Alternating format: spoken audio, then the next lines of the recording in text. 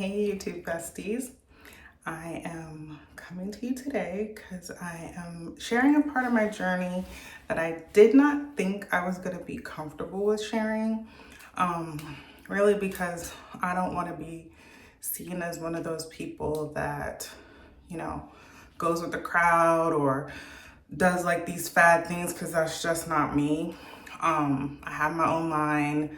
I don't, follow the crowd, do what other people do. I do what's best for me always. I've always been that way. That's just how my mama raised me, right? So I wasn't sure I wanted to share this part of my journey, but I am experiencing some unexpected side effects, if you will, that I thought might be helpful. So I wanted to share. So as you know, if you've watched my welcome video, that I have fibromyalgia, and I've been recently diagnosed with that since finishing chemo. And I also suffer from total body pain, which is essentially what fibromyalgia is. And I have a few other chronic, illness conditions as well that I'm managing, but this is specifically related to my pain and my fibromyalgia because it affects my central nervous system. It affects my brain. And so my brain is always consumed with pain. It's always thinking about my pain. And stress affects me, a lot. Like I get overstimulated very easily now. When I get stressed, I just it's a lot. Like I feel it throughout my body. And I'm a stress eater. I have been since probably 15, 16 years old. Chocolate comforts me, ice cream comforts me when I feel stressed. And so all of the healthy activities that I have implemented since chemo always gets derailed because of either my pain flare-ups, and so that I'm in the bed for days or weeks and I can't exercise and I got to start back slow.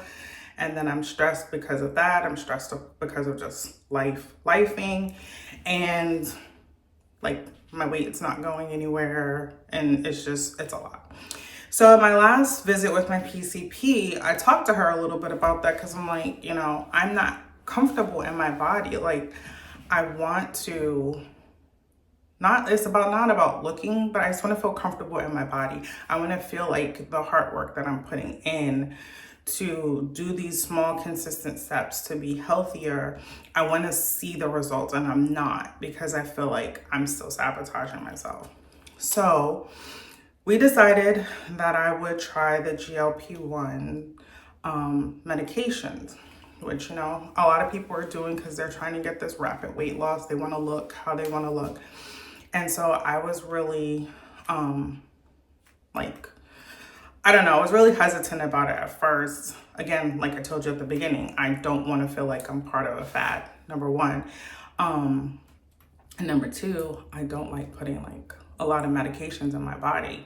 That was part of my challenge with, going through this whole journey of, diagnosing my pain, is that I don't want to be on medication for the rest of my life, but it is what it is. And so I prayed about it, and I decided that I would go ahead and start taking the GLP-1. And so I am on Wegovy. Here's my little injection needle. I have been on it now for 4 weeks, and what I have discovered, beyond it just slowing my digestion down, it has slowed my brain down in a good way. So what I mean by that is now I can hear my brain communicating when I've had too much, not just from a food perspective, but just from a overstimulation, overdoing it perspective. And I'll give you an example. I was at church and we were helping to decorate for Christmas and get the church ready. And again, a lot of physical activity because of, just my total body pain, I can't do a whole lot, right? So like standing for hours, sitting for hours, exercising for hours, like my body just can't handle that level of stress. And you don't think that decorating is a lot, but when you live with chronic pain, a little bit is a lot. And so I helped do things in the sanctuary.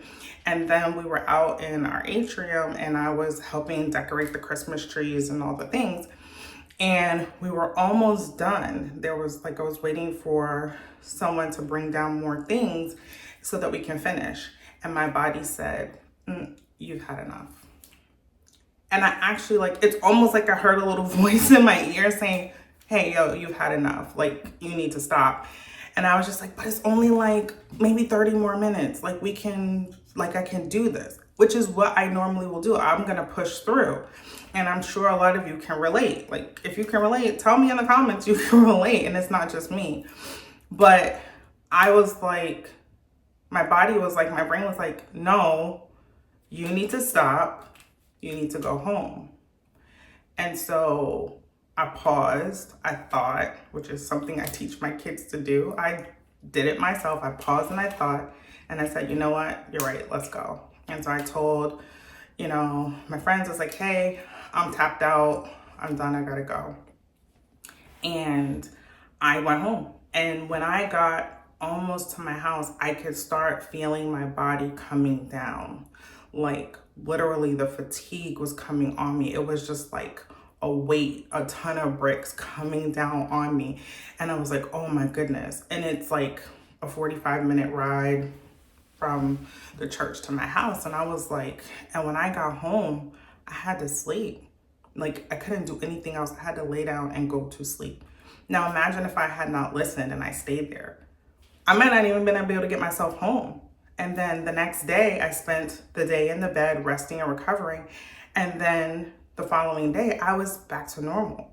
That's not a normal occurrence for me when I have a fibromyalgia flare. If I don't listen to my body, before taking this GLP-1, if I push through, then the pain flare would be so bad. I'm in the bed for days, maybe even a whole week in total excruciating pain, regardless of the medication. And so because I listened, because I could hear my brain talking to me and telling me, hey, it's too much, I listened and I didn't have a long flare. I didn't have a long recovery. I was able to bounce back in a day. And so that's an unexpected side effect because I didn't know that was going to happen. And so I am grateful and thankful that the Lord, impressed me to go ahead and try it. Don't think about what people are going to think or say, because who's going to know you're on it unless you tell them, right? But I'm telling you, my YouTube besties, because I know some of you suffer with illness and pain. And I'm not saying this to advocate for GLP-1 or not, because I'm 4 weeks in. I don't know what it's going to do. But I just wanted to share what it's doing for me and to say that keep advocating for yourself. Keep talking to your doctors. If it's not working, what they're doing, keep going to the appointments. Keep annoying them in their inbox. Keep being the squeaky wheel, because eventually you're going to get the relief that you're looking for. And it may be an unexpected thing. It may be a thing you didn't think was going to help you, but it does. And so I hope that encourages you. I hope that you find strength in the journey, because there is purpose in our pain. We may not see it right now, but God has a purpose for our pain. And so keep pressing, keep praying, keep pushing. So thank you for hanging out with me for a few minutes and listening to my update. And I look forward to hearing some of your updates. So share with me in the comments. Until next time, take care of your heart, protect your peace, and live with joy.